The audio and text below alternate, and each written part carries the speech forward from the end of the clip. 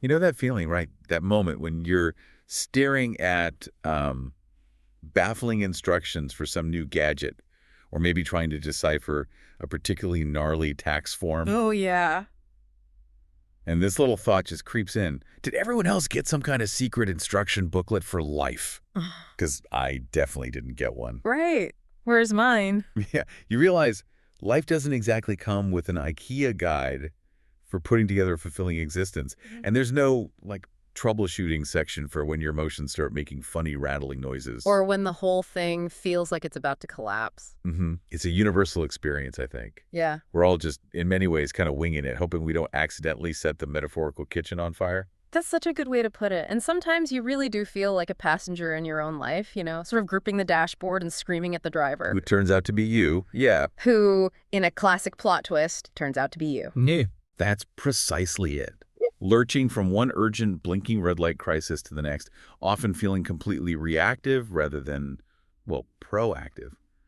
It's exhausting. It really is. Well, today, we're diving into a book that aims to provide something kind of like that missing manual. Yeah. But thankfully, without requiring a PhD in yourself first, we're exploring Andreas Metzen's How to Live Skillfully, your crash course in cognizant life art. And our mission for this deep dive as part of our ongoing Cognizant Life, the Art of Skillful Living series, is really to unpack Metzen's truly transformative concepts.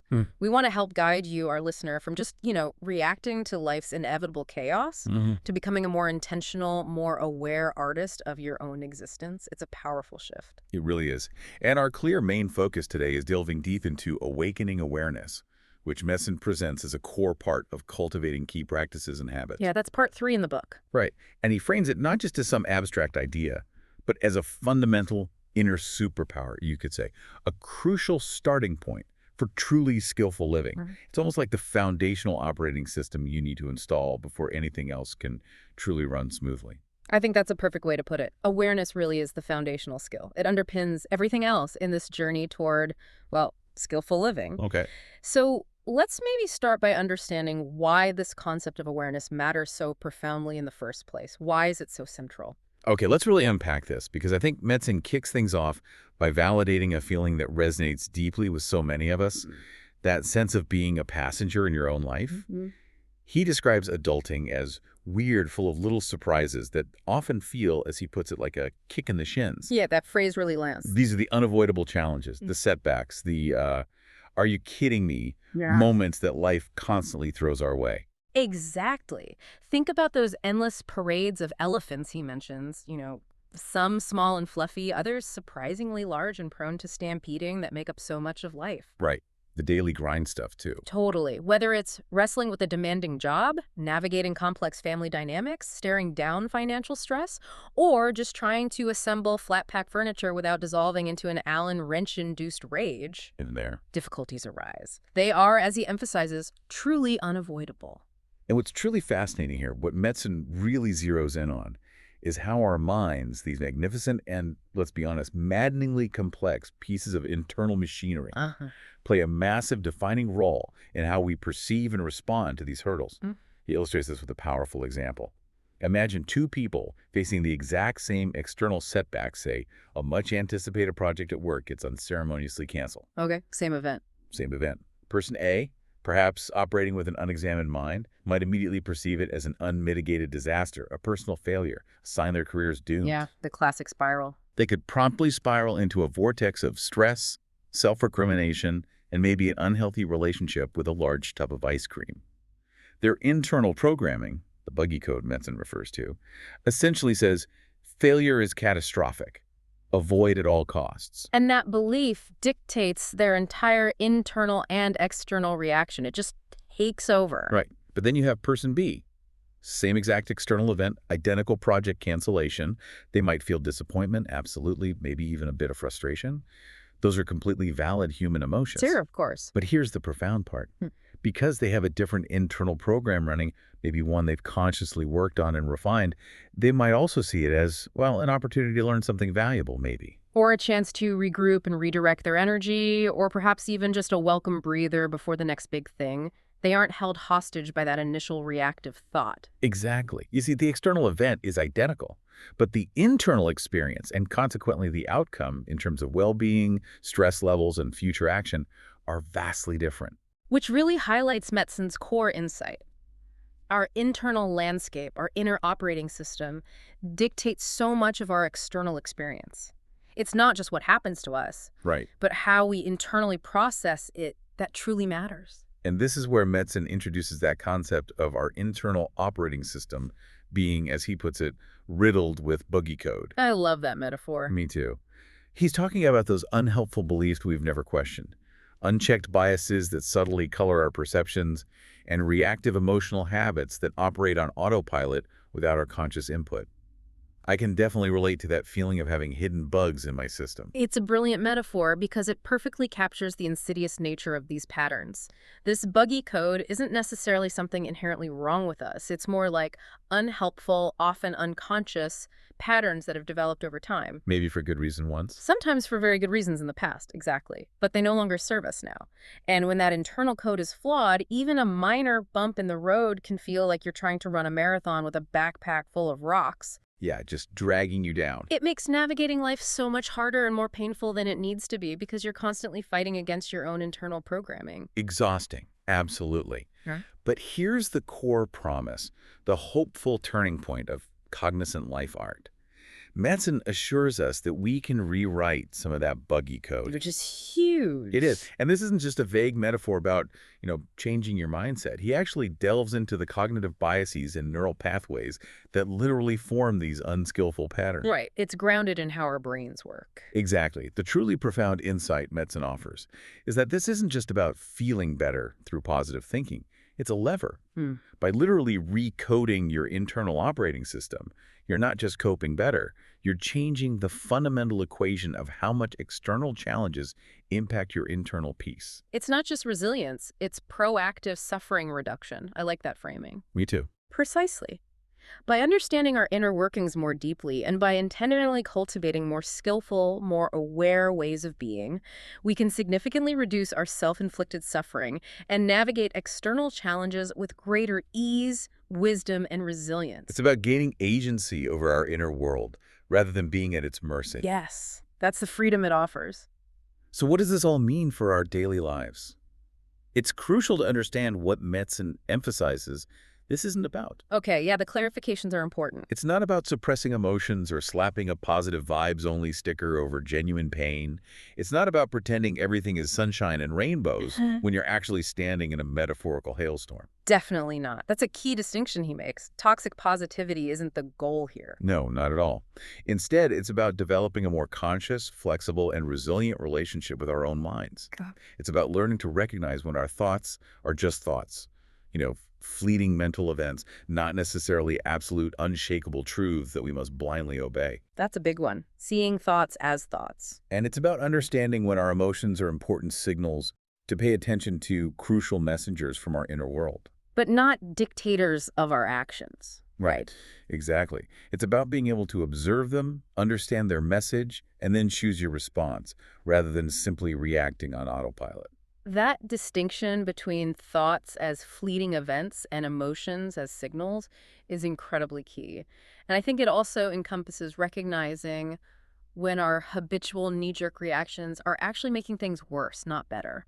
Yeah, digging the hole deeper sometimes. It's about moving from being a puppet of our programming to becoming a mindful programmer. I love that phrase, mindful programmer. It truly sounds like a journey from just reacting to genuine freedom, a liberation from our own unexamined defaults. It absolutely is. And this journey truly starts with acknowledging that life will always have its kicks in the shins. It will present difficulties and disappointments.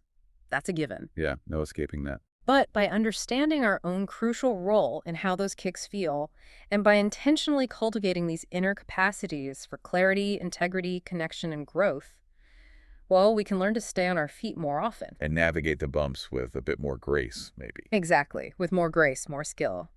We don't control the external world, but we can significantly influence our internal response to it. And that leads us perfectly into awareness as a core inner toolkit superpower. Metzen presents awareness as this foundational superpower, a practical capacity that is dynamic and developable. Like muscles you can train. Like muscles you can train with consistent practice.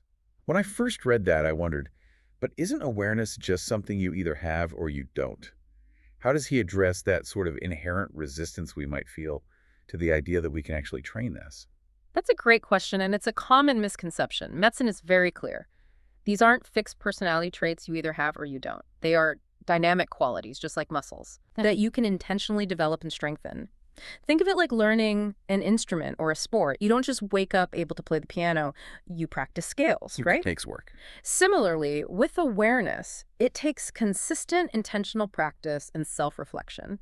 It doesn't happen by accident, but when you cultivate it, it fundamentally changes how you experience and engage with the world, shifting from a default unconscious state to a more conscious, deliberate one.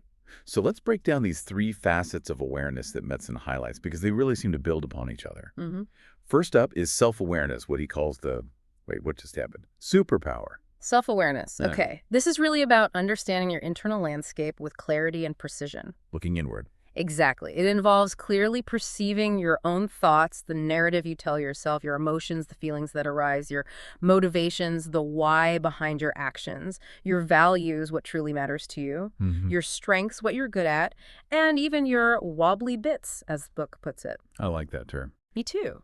Meaning your weaknesses or areas for growth. It's about knowing your genuine self underneath the surface roles and reactive patterns. It's the ability to pause and say, that's what's going on inside me right now. Okay, so why does this matter so profoundly for skillful living, beyond just, navel gazing? What's the practical benefit? Oh, it's hugely practical. It's transformative because it enables you to make decisions truly aligned with your deepest values. Ah, okay. When you're clear on what truly matters to you, whether it's honesty, kindness, creativity, contribution, whatever it is, you can use those values as a compass to guide your choices. Leading to more heck yeah moments. Exactly. And fewer, why on earth did I agree to that? Regrets. It also helps you understand your impact on others, challenge your own unconscious biases, and leverage your strengths more effectively in any given situation. You're operating from a place of internal congruence. That sounds incredibly liberating. And I imagine it's a muscle that needs regular flexing. So how do we practice this? Metzen offers two practical applications for building self-awareness. First, the what am I feeling really?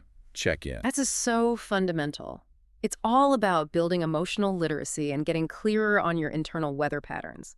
A few times throughout your day, maybe when you notice a shift in your mood or your energy level changes, or if you feel a strong reaction bubbling up. Just pause. Just pause for a moment. Ask yourself, what emotion am I actually feeling right now? And try to name it with some specificity. Is it irritated, disappointed, anxious, a bit flat? Or perhaps something more nuanced, like a mix of excitement and apprehension. The more precise you can be, the better. And then you're encouraged to go a step further. Yes. Beyond just naming it. Yes. Then a crucial follow-up question. Where do I feel this in my body? Is there a tightness in your chest, a knot in your stomach, a buzzing in your head, a clenching in your jaw? Scan your body. The key here is not to try and change the feeling or judge it. Just notice it with gentle curiosity, like you're a scientist observing a phenomenon. No judgment. Zero judgment. This simple practice, drawn from mindfulness techniques, builds your emotional literacy, and crucially, it creates space around the emotion. It prevents it from taking over completely and dictating your actions. You're observing the emotion rather than being consumed by it. That space sounds absolutely crucial. It's like creating a little bit of breathing room before reaction. Precisely. And I think we all have triggers, don't we? Those things that just set us off disproportionately, almost immediately. How do we deal with those using this increased self-awareness? We absolutely do. And the book suggests playing the what just triggered me detective game. Okay, detective time. Yeah. Yeah. When you find yourself suddenly feeling really angry, defensive, anxious, or maybe shut down, try to gently play detective after the initial emotional wave has crested a bit. Don't try to do it in the heat of the moment. Right, afterwards, when you have a bit of calm. Exactly. That's often when our rational brain is offline anyway. So later, ask yourself, okay, what just happened right before I started feeling this way? Was it something someone said, something I saw, a particular thought I had? Was it a memory that got activated? Trying to trace it back. Exactly. Identifying your triggers doesn't make them magically disappear, but it does give you immense power. When you know what tends to set you off, you can anticipate those situations, maybe prepare for them mentally, or consciously choose to respond differently when they arise. It gives you options. It gives you options, moving you from being caught off guard and hijacked by your reaction to being more intentional and skillful. I know for me, realizing that many of my strong reactions stemmed from feeling misunderstood in past situations was a game changer. It often wasn't even about the current argument, it was a reenactment of an old pattern. That's incredibly powerful. Understanding the root. Okay. Okay, the second facet Metzen explores is situational awareness, or, as he charmingly puts it, reading the room, and not just the color of the wallpaper. Yes. If self-awareness is about looking inward. Situational awareness is looking outward. Precisely. It's your ability to accurately perceive, comprehend, and even anticipate what's happening in your external environment. This isn't about being psychic. It's about being keenly observant and attuned. Paying attention. Right. It's about picking up on social dynamics, unspoken cues like body language or shifts in tone of the general atmosphere of a place, or recognizing the needs and emotional states of the people you're interacting with. Think of it as having really good social and environmental radar, finely tuned to the subtleties around you. And why should you bother with this, or, occasionally look up from your phone, as Metzen jokes? What's the real-world payoff? Well, if you're oblivious to the cues around you, you're essentially navigating life with a blindfold and earplugs, right? It's stumbling around. You're much more likely to misread situations, say the wrong thing at the wrong time. We've all been there, cringed, and wished the earth would swallow us whole. Oh, definitely. Miss opportunities for connection or collaboration, or generally blunder through interactions. Good situational awareness, on the other hand, allows you to adapt your behavior appropriately, communicate much more effectively by picking up on how your message is landing. Seeing the impact. Yes, and avoid unnecessary misunderstandings. Be more empathetic by recognizing others' states, and make safer, more informed decisions in all sorts of environments, from a casual conversation to a high-stakes business meeting. It significantly improves your navigation through the social landscape. Definitely sounds useful. I've had moments where I completely misread the mood in a room, and it makes everything so much more awkward. We all have. And the third facet of awareness is mindful presence, anchoring in the now. You mentioned earlier how our minds are absolute champions at time travel. Oh yeah, our minds are Olympic gold medalists in mental time travel. They can whisk us away to a cringeworthy memory from 10 years ago in a split second, or catapult us into catastrophizing about something that might happen next week or next year. Future tripping or stuck in the past. Exactly. And while we're mentally zipping around, we completely miss what's happening right now. We're physically present, but mentally absent. Right. We often miss out on life itself because of that mental time travel. We're not fully tasting our food or truly hearing what our loved ones are saying, or even just noticing the simple sensation of the sun on our skin or the sound of birds outside. It's a huge part of life that just slips by unnoticed. Mindful presence is about intentionally being fully in the current moment, counteracting that mind's tendency to time travel. Bringing it back. Bringing it back. It's about bringing your full, undivided attention to the present experience, whatever it may be, without judgment. It's about consciously inhabiting the now. So how can we practice this, given how busy and distraction-filled our lives are? Metzen offers two beautiful, simple ways.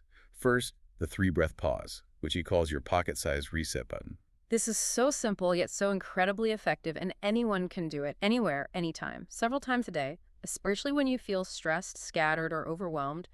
Consciously pause. Just stop what you're doing for a moment. Take 3 slightly deeper, slightly slower, intentional breaths. Focus all your attention solely on the physical sensation of the breath coming into your body. Maybe the coolness in your nostrils, the expansion of your chest, and the sensation of the breath leaving your body. Feel the breath. That's it. It's a mini meditation that takes less than a minute, but effectively brings you right back to the present moment, anchoring you to your body and your immediate experience. It's a foundational mindfulness practice that builds that muscle of attention. I can see how that would break the reactive cycle. And then there's mindful dishwashing. Yes, really, it can be a thing. Yeah. I love that he brings mindfulness into mundane tasks. Or mindful teeth brushing, mindful tea making, mindful anything you do every day, really. Instead of rushing through a routine chore with your mind a million miles away, planning your next task, or replaying an argument. Which is usually what happens. Totally. Try doing it mindfully, just for a few minutes. Notice the temperature of the water, the feel of the soap, the sound of the dishes clinking, the texture of the sponge. When your mind inevitably wanders, and it will, that's just what minds do. Gently guide it back. Gently acknowledge where it went, and then kindly guide your attention back to the sensations of dishwashing. You might be surprised at how calming and even refreshing it can be. And the real point isn't just clean dishes, right? No. The true insight here is that practicing mindful dishwashing isn't just about calm. It's about building the exact same cognitive muscle you'll need to stay centered during a high-stakes meeting or a difficult family conversation. Ah, training for the big moments. It's training your focus in low-stakes moments so it's ready for high-stakes ones. That's a profound reframe. It's not just about doing chores better. It's about honing a skill for life. Okay, now, let's talk about a powerful metaphor Metzen uses to illustrate cultivating awareness. The mind as a garden. I thought this was such a relatable and visually rich way to think about our inner world. This metaphor is incredibly insightful because it empowers you as the active agent. Imagine your mind as a plot of fertile land, containing countless seeds representing all your various mental and emotional states and potentials. All the possibilities. Right. There are seeds of incredibly positive, skillful qualities, the flowers and fruit-bearing trees like mindfulness, compassion, patience, joy, resilience, clarity, generosity. These are all within you, waiting for the right conditions to grow. And simultaneously, there are also seeds of less helpful, often unskillful states, the weeds like anger, fear, jealousy, self-doubt, impatience, confusion. We all have those lurking in the soil too. It's part of the human package. Definitely. And here's the core of the metaphor. Which of these seeds sprout and flourish depends entirely on the attention, nourishment, and cultivation they receive from you, the gardener. It's up to us. It really is. If you consistently water the seeds of negativity by dwelling on critical thoughts, replaying past grievances, or indulging in anxious future tripping, then those are the plants that will grow strong and potentially overwhelm your garden. They take over. Conversely, if you consciously choose to identify, nurture, and water the seeds of positive, skillful qualities, they will thrive, creating a beautiful, fruitful inner garden that supports your well-being. As a cognizant life artist, you are the primary, most vital gardener of your own mind. So the flowers literally crowd out the weeds, essentially. If you're consistent enough, you choose what grows. That's the idea. This act of gardening involves first identifying the seeds through self-awareness, knowing what flowers you want to see more of and what weeds tend to pop up frequently for you. Knowing your plot. Exactly. And then consciously choosing where to direct your energy, your attention, your water to nurturing the flowers. This is intentional cultivation. It requires active engagement, not passive hope. Okay, so if we want a garden that's filled with vibrant, healthy flowers, those positive mental states, how do we actively nurture them? It sounds like it requires real, active, consistent effort, not just wishing for more patience or compassion. Absolutely, you have to tend the garden. And it also involves mindful weeding. Ah, dealing with the negatives. Yes, but not by aggressively trying to rip out negativity or suppress difficult emotions, which often backfires and makes them stronger. Right, that doesn't work. No. Instead, it's about gently acknowledging unhelpful patterns, understanding their roots where possible, and consciously choosing not to give them excessive energy or belief. You are withdrawing the water and sunlight these weeds need to thrive. Over time, as you consistently nurture the positive seeds, the unhelpful patterns naturally have less power and wither. So it's about these specific actions, but also about creating the right overall environment for growth, right? Not just watering individual seeds, but tending the soil itself, making sure it's healthy. That's a crucial part of it. You need good soil for anything to grow well. This involved creating a supportive environment for your whole garden through practices like mindfulness meditation, which strengthens that core muscle of awareness, the gardener's ability to see clearly. Sharpening the gardener's eyes. Exactly. It includes regular self-reflection, perhaps journaling, or just quiet contemplation, which helps you understand your patterns, see which weeds are growing, which flowers need attention. And importantly, it also means being a kind gardener to yourself through self-compassion. Not beating yourself up for weeds. Right. And recognizing that mind and body are deeply interconnected. So holistic, physical well-being, sleep, nutrition, movement, also tends the soil of the mind. And importantly, Metzen links this back to what he calls mental formations and emotional intelligence. I'd love to hear more about how awareness helps us with those specifically. Yes, awareness helps us recognize mental formations, those ingrained patterns of thinking and perceiving that we often mistake for objective reality. Like automatic assumptions. Exactly. We see them as transient, as not fixed. For example, if your perception of a situation, say, a friend's brief text message, is heavily colored by a past negative experience with a different friend, a mental formation is at play. Your mind has an old pattern it's trying to overlay onto the current moment. Seeing the pattern. Awareness allows you to pause. Notice that pattern. Oh, there's that old fear of being misunderstood again. And then consciously choose a more skillful, less reactive response rather than immediately assuming the worst based on the past. You're actively changing the code, shifting from automatic negative self-talk to a more inquisitive, constructive inner dialogue. And what about emotional intelligence? How does awareness specifically develop that? Well, that's where you go beyond just recognizing emotions, which is the acknowledging part, to understanding them more deeply. Getting underneath them. Yeah, it's learning how they feel in your body, what typically triggers them, what underlying needs or messages they might actually be carrying beneath the surface noise, and then learning how to skillfully manage them constructively so you're not constantly controlled by them. It's about developing emotional agility. Do you work with them? Exactly. And just as importantly, this inner understanding naturally extends outwards. It helps you develop the ability to recognize and respond more effectively and compassionately to the emotions of others, fostering much stronger connections. So the more attuned you are to your own emotional landscape, the better you become at navigating challenging states within yourself and at relating to others' emotional states too. This all sounds fantastic in theory, and the garden metaphor is so helpful.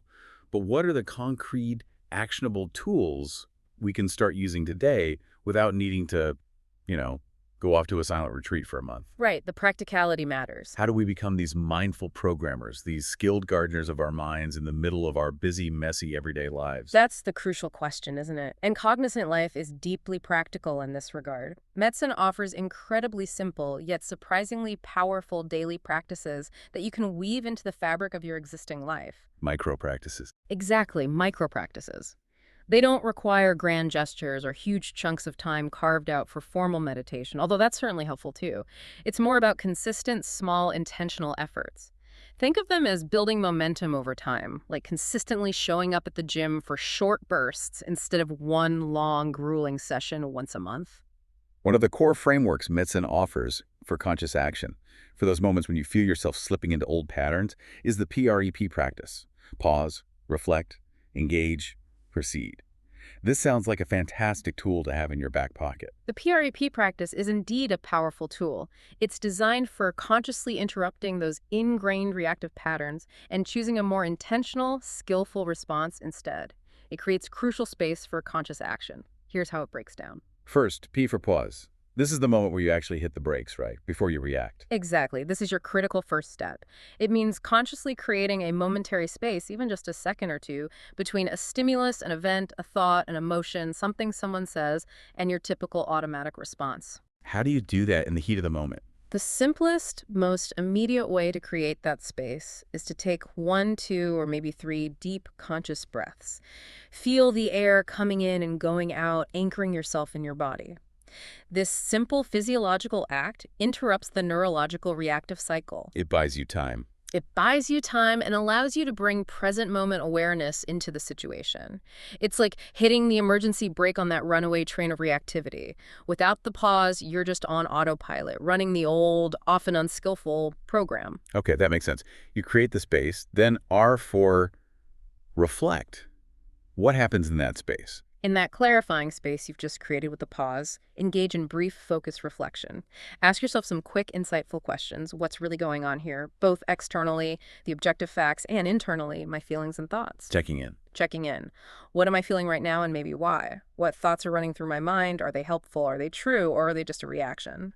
What are the objective facts here versus my interpretations or assumptions? Separating fact from story. Crucial. And importantly, what is my core intention here? What value do I want to guide my response? Do I want to be kind, clear, firm, understanding? What's the wisest path forward? You're checking in with your inner compass. Right. Consulting your inner wisdom, insight, and integrity before you act. You're consciously accessing clarity instead of just reacting. That's a profound shift. Checking in with your inner compass instead of just lashing out or shutting down. Then, E for engage. Once you've paused and reflected, even briefly, you consciously choose your response. This could be the words you use, the tone of voice you adopt, the specific actions you take, or maybe even consciously choosing not to act or respond right away. Sometimes silence is the skillful choice. Choosing inaction. Yes? The point is, you are no longer being dragged along by impulses or old programming. You are making a deliberate, informed choice about how to proceed. You're engaging with awareness, moving from being a puppet to a mindful programmer. And finally, P for proceed. What does that involve? Put your chosen response into action, but do so with continued awareness. Observe the impact of your actions both on yourself and on the situation or other people involved, and remain open to learning and adapting. So it's not fire and forget. Not at all. If the outcome isn't quite what you intended, or if the situation changes, the PREP cycle can begin anew. You can pause again, reflect again, and adjust your engagement. This makes PREP a dynamic, iterative process for navigating life skillfully. A learning loop. A learning loop, exactly. Always refining your approach. It's a cycle of continuous improvement in skillful living. Beyond PREP, Metzen emphasizes simple, powerful daily micro-practices for cultivating presence and awareness. He really stresses that you don't need hours of formal meditation every day to make progress. That's right. And this makes it accessible. These are practices you can integrate into your busy life, often taking less than a minute. One example he gives is the deliberate discipline of single tasking. Ooh, tough one in today's world. It is. In a culture that glorifies multitasking, Metzen advises we commit to single tasking whenever possible, especially for complex tasks or important conversations. Our brains aren't actually designed for effective simultaneous processing of multiple complex tasks. We just switch back and forth poorly. Exactly. Task switching incurs a cognitive switching cost. It literally depletes mental energy in your prefrontal cortex, making focused work harder and less effective. When you single task, you're not just being efficient, you're allowing your brain to enter a state of deeper focus, consolidating information more effectively. And training your attention. And literally training your attention span, which is, let's face it, a rapidly diminishing resource in our multi-screen world. That makes so much sense when you think about how drained you feel after a day of constantly juggling emails, calls, and different projects. Okay, what else? Strategic time blocking for personal goals. Yes. Identify important personal projects or activities that require deep concentration or creative flow. Maybe writing, learning something new, strategic thinking. Allocate specific, uninterrupted blocks of time in your schedule for them. Like appointments. Treat them as important appointments with yourself that you wouldn't easily cancel. This creates a container for focused work and respects your own creative or personal needs, signaling to yourself that they matter. Conscious and proactive management of digital distractions also sounds incredibly relevant for our modern lives, especially with notifications constantly vying for our attention. This is a huge one for cultivating focus and presence. Be intentional about engaging with email, social media, and notifications. Metzen suggests turning off non-essential notifications, especially during focused personal time or when engaging with loved ones, to avoid constant interruptions. Taking back control. Exactly. Instead of reacting to every ping, schedule specific times to check messages. This puts you in control of your attention rather than external apps dictating where your focus goes. Another great one, and one I know I personally struggle with, is mindful transitions between activities. Those little gaps in the day. Those are perfect, often completely wasted opportunities for cultivating awareness. Metzen encourages us to use mindful transitions throughout our day. Think about all the little moments between activities. Finishing one email and immediately lunging into the next. Guilty. Walking from your car into the office building, ending a phone call and instantly checking notifications, getting up from your desk to get water. These transitions are typically lost to rushing or mental clutter about what's coming next. So what do we do instead? Instead, consciously transform these into opportunities for a brief mental reset. Even 3 slow, conscious breaths as you move from one task to another can make a significant difference. The goal isn't unbroken, laser-like focus all day. Cue. No, it's to become more aware of our attention and more skillful in directing it where it matters most, using those micro-pauses to reset your mental state and arrive at the next thing slightly more present. And to start your day with intention, to lay that foundation, there's the mindful morning sip. A lovely, simple one. That first cup of coffee, tea, or even just water in the morning, before you gulp it down while mentally running through your to-do list. Which is the default. Make the first 3 sips mindfully. Pause. Really notice the aroma. Feel the warmth or coolness of the mug against your hands. Pay full, undivided attention to the taste, the sensation as you swallow. It's a gentle yet powerful way to start your day with intentional presence, anchoring you in the now before the day's potential chaos and demands begin. It's a small act of mindful rebellion against the rush. I like that mindful rebellion. For a quick reset throughout the day, Metzen suggests a 1-minute awareness check-in, sensory check-in. Yes, you can set a subtle reminder on your phone or computer, or just choose a few natural moments throughout the day, maybe when you sit down at your desk, or before lunch. Stop for 1 minute. Just 60 seconds. Just 60 seconds. Guide your attention to your breath. Notice its rhythm, depth, temperature. Your body. Scan for tension from head to toe and invite it to soften. Your current emotional state. Name the primary emotion you feel without judgment, just sad, calm, energized, whatever it is. And your thoughts. Observe mental activity without getting caught in it, just like clouds passing in the sky. This acts like a mental reset, pulling you out of autopilot and back to the now-W, refreshing your focus. And for cultivating a positive lens, something that can actively rewire our brain's negativity bias, there's gratitude reflection, noticing the good. This is so powerful for mental well-being. Before your workday ends, or maybe in the evening before bed, take a few quiet moments to reflect on 1 to 3 specific things you are genuinely grateful for from the day. They don't have to be huge things. No. Absolutely not. They can be small, a good cup of coffee, a kind word from a colleague, a problem solved, a moment of connection with a loved one, the sun shining. You can also practice gratitude in the moment when something positive happens, rather than immediately moving on. Intentionally savor it for an extra 10-20 seconds. Really let it sink in. Exactly. This practice intentionally shifts your focus to positive aspects, countering the brain's natural negativity bias and fostering contentment and appreciation.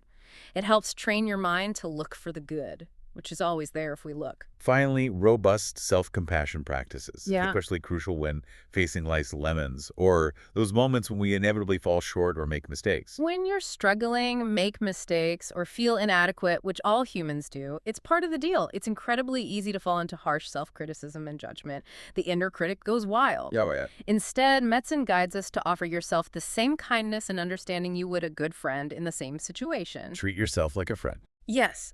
Acknowledge the difficulty. Remind yourself you're doing your best and that struggle is part of the shared human experience. One simple, powerful practice he suggests is a self-compassion break. First, acknowledge your suffering with mindfulness. This is a moment of suffering, or this hurts. Recognizing it. Second, connect with common humanity. Suffering is a part of life. I'm not alone in this. Others feel this way sometimes. You're not uniquely flawed. Roll in it together. Exactly. Third, offer yourself kindness.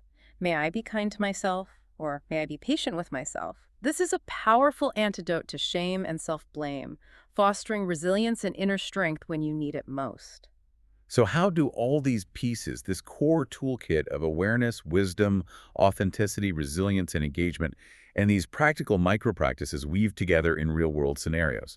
The book provides some really powerful illustrations that bring these concepts to life. Yes, the examples make it very concrete. Let's look at Sarah and Liam, navigating a difficult friendship dynamic. This is a situation so many of us can relate to, I think. This is indeed a common and challenging situation. Sarah has a close friend, Liam, who is going through a tough time and relies heavily on her, often calling her for hours to vent. Over time, this leads to Sarah feeling depleted, emotionally drained, and, frankly, resentful. We've all been Sarah or known as Sarah. Absolutely. A less aware approach might involve Sarah continuing to take all of Liam's calls, sacrificing her own sleep and emotional energy, leading to burnout and growing resentment that eventually sours the friendship. Or, conversely, she might abruptly cut Liam off out of frustration, causing hurt and further isolating him. Or maybe she just gives advice he never takes. Right. She might also fall into the trap of offering endless, unsolicited advice that Liam doesn't follow, increasing her own frustration and a sense of futility. None of these are great outcomes. So what does the cognizant life artist Sarah do instead, armed with her newly awakened awareness? How does she handle this differently? Okay, first, Sarah applies the pause and engages in deep internal reflection. She notices her own rising feelings of exhaustion, resentment, and even guilt for feeling that way. That's the self-awareness. That's self-awareness, that what am I feeling really? Yeah. Check in. She acknowledges that while her intention is to be a good friend, embodying integrity, her value of loyalty, her current approach isn't sustainable for her own well-being. This is insight. Seeing the reality. Seeing the reality, recognizing the impact on her own emotional system and her capacity to truly be present. Her intention then shifts from simply being there at all costs to being there in a way that is both supportive for Liam and sustainable for me. This is a crucial reframe. Okay, that's a key shift in internal programming from reaction or martyrdom to conscious intention. Then she moves to engage, right? How does she communicate this? Exactly. Next, Sarah decides to engage with empathy, authenticity, and clear communication. She chooses a calm moment, not during a crisis call when emotions are high, to speak with Liam. Good timing. Crucial timing. She might say something like, Liam, I care about you immensely, and I know you're going through such a tough time. I want to be here for you. Starts with connection. I've also noticed that our recent calls have been very focused on the challenges you're facing. And while I want to listen, I'm also finding myself feeling quite depleted afterwards. Honesty. Sharing your experience. Which makes it harder for me to be the supportive friend I want to be in the long run. This demonstrates authenticity, sharing her own feelings and needs, respectfully and skillful, mindful communication. She's being honest, but kind. And crucially, she offers solutions, right? Yeah. Showing that wisdom in action, not just complaining. Yes. She then proposes something constructive, showing wisdom and proactive engagement. I'm wondering if we could maybe think about how I can best support you going forward. Perhaps we could schedule shorter, more focused chats sometimes. Offering options. Or maybe make sure we also spend some time talking about other things too, or even doing something enjoyable together to give you a break from it all. Then she really listens to his response, using her situational awareness to gauge his reaction. And she uses her resilience to manage her own discomfort if maybe he gets a bit defensive. This might happen. It might. But she gently but firmly holds her boundary with self-compassion.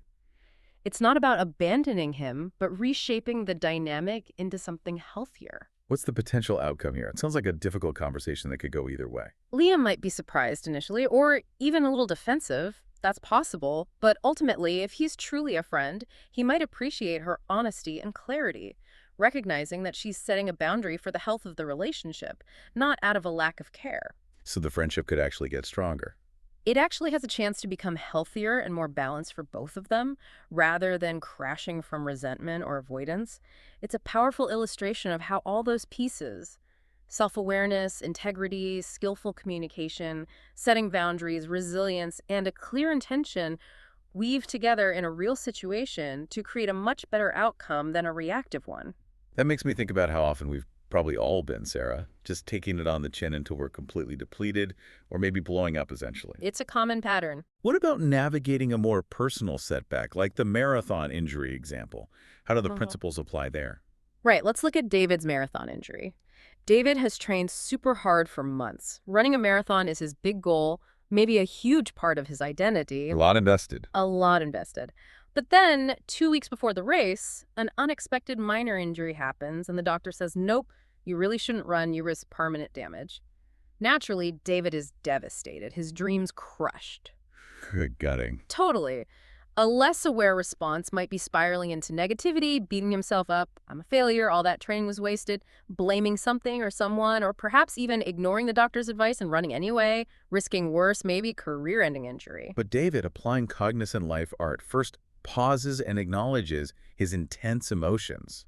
That sounds incredibly hard when you're so deeply disappointed. It is incredibly hard, but it's a mark of true emotional agility. He allows himself to feel the keen disappointment, the frustration, the anger, the sadness. He doesn't try to suppress these feelings or immediately slap on a fake positive thinking face. No positive vibes only sticker. Exactly. That's his self-awareness and emotional agility, being with the difficult feelings without letting them totally take over. He might use a practice like RAIN, remember, recognize, allow, investigate, and nurture to be with these difficult emotions without letting them completely consume him, building resilience by processing them rather than avoiding them. And then after that acknowledgement, he reframes the situation, right? Seeing the bigger picture. Precisely. David then moves to engage with this new perspective by actively reframing the situation. He recognizes that while the race is off the table, his fitness isn't gone, His effort wasn't truly wasted. Finding what's still true. Finding what's still true, he might decide to channel his energy into proper recovery, perhaps learning about physical therapy or cross-training. He might choose to still go to the Marathon City if planned and support other runners, finding joy in the community aspect and celebrating their achievements. Shifting focus. Shifting focus. He might even set a new, more realistic long-term goal, incorporating the lessons learned from this setback about sustainable training. This is insight and wisdom in action, turning lemons into, well, maybe not lemonade immediately, but into learning. And then he proceeds. He proceeds by taking constructive action aligned with his new plan. He focuses on his rehabilitation, celebrates the fitness he did build, and perhaps finds alternative ways to engage with his love for running or physical activity, maybe coaching or volunteering. And self-compassion is key here too, I bet. Hugely. He practices robust self-compassion, acknowledging that injuries happen, that this setback doesn't negate his effort or his identity as a runner. The outcome? Yeah, the initial disappointment is still real and valid, but David navigates it with way less self-inflicted suffering. He doesn't add suffering on top of the pain. Exactly. By applying insight, acceptance, and a growth mindset, he turns the setback into a valuable learning opportunity, leading him to a wiser, more sustainable approach to his fitness long-term. It fundamentally shifts his relationship with adversity. You know what I'm really taking away from all this is that Metzen's How to Live Skillfully isn't about these huge, grand gestures or expecting some kind of single monumental transformation overnight. No, it's not a magic one. It feels much more like a practical, really actionable roadmap for what is essentially a lifelong journey of becoming this cognizant life artist. It's about small, consistent efforts accumulating. That's exactly it. The real power, the real transformation lies in the consistency, the regularity, the sincerity with which you apply these ideas and practices. It's the small, conscious efforts done with genuine intention day after day that compound over time and create really significant positive shifts in your experience of life. And crucially, Metzen stresses it's not about achieving some perfect distant state of uninterrupted bliss or completely error-free living. Thank goodness. Right. That's not the goal, and frankly, it's not realistic. There will absolutely be days when you feel really connected, really aware, insightful. And there will be days when old habits pop back up, when stress makes you reactive, when you say or do something impulsive. That's completely normal. That's human. The art is in returning to the practices, noticing you got off track, and gently course-correcting without beating yourself up. And this brings us back to the interconnectedness of awareness. Metzen reinforces that awareness isn't isolated, but profoundly enriches and makes effective all other core components of the Cognizant Life Art Toolkit. Wisdom, authenticity, resilience, engagement. It builds on itself like a virtuous cycle. Yes, exactly. Wisdom, your capacity for insightful and ethical decision-making, is profoundly informed by awareness.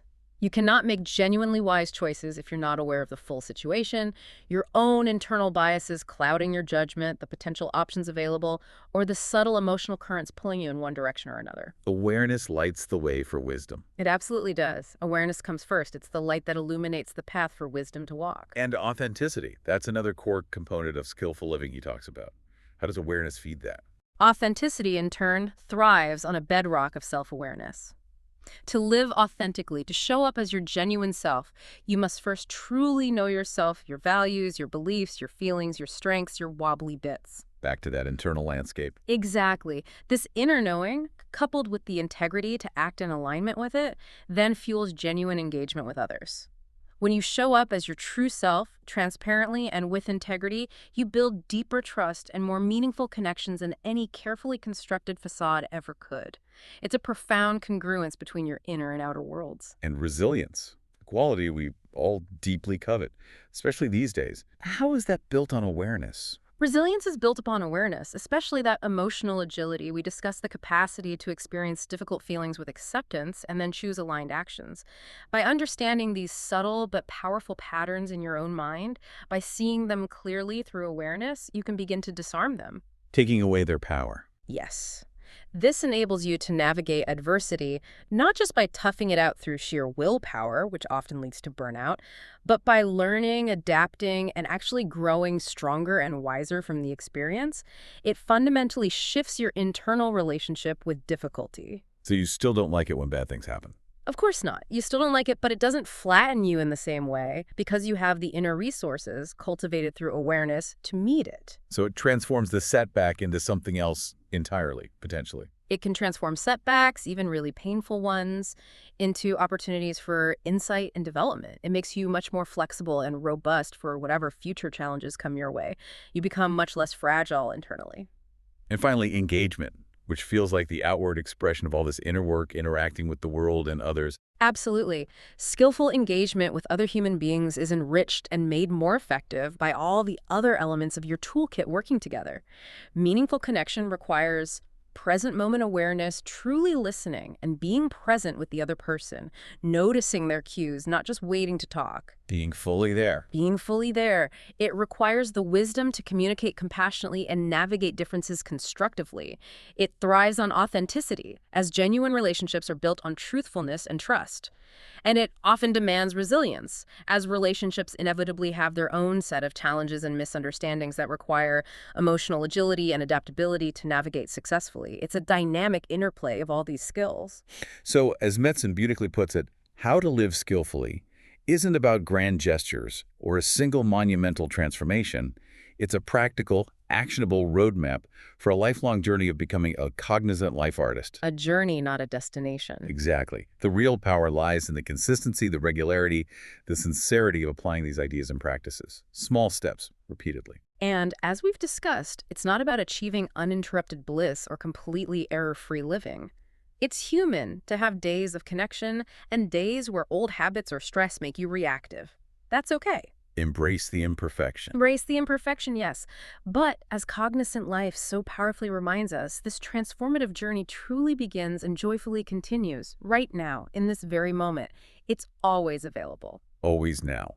Each moment, each breath you take, each next choice you make is a fresh opportunity to practice, to bring a little more awareness, a little more wisdom, a little more authenticity, resilience, and connection into your life. The journey indeed starts and joyfully continues, and now W. It's always available to you. A fantastic place to pause for today. Thank you for that truly illuminating deep dive into Metzen's insights on awareness. Thank you. Join us next time for another insightful exploration designed to help you become truly well-informed.